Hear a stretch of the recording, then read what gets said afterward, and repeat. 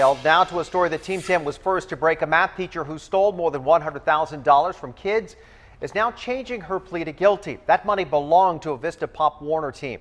Investigator Allison Ash is live at the newsroom with the plea deal and what Rachel Owens did in this whole thing. Allison. Yeah, both her mother and her lawyer blame the high cost of living here in San Diego County, but they both said that's no excuse for what Rachel Owens did.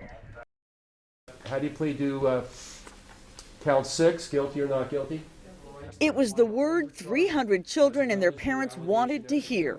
Former Vista Pop Warner treasurer Rachel Owens admitting she did it. Stole more than $114,000 from the football league her own son played in. She recognizes she created a lot of harm to the league, to herself, to her family. Attorney Peter List said Owens is full of remorse. She lost her job as a math teacher, her respect as a parent volunteer, and everything she worked hard to achieve when she got deeply in debt. Team 10 first showed you the canceled checks in February in amounts ranging from $200 to $5,000. I think at first she thought she would just write a few checks and stop. She also thought she would be caught right away, and she wasn't.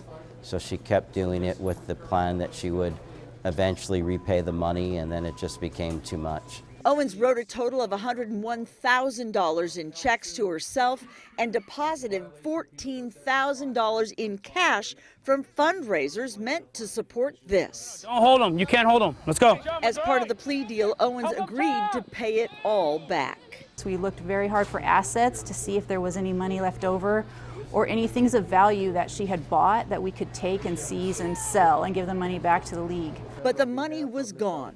Owens returned to her jail cell to serve out the rest of her one-year sentence. Now, a judge still has to okay that plea, and that sentencing will happen on May 10th. Count on 10 News to be there to cover it for you. We're live in the newsroom. Allison Ash, Team 10.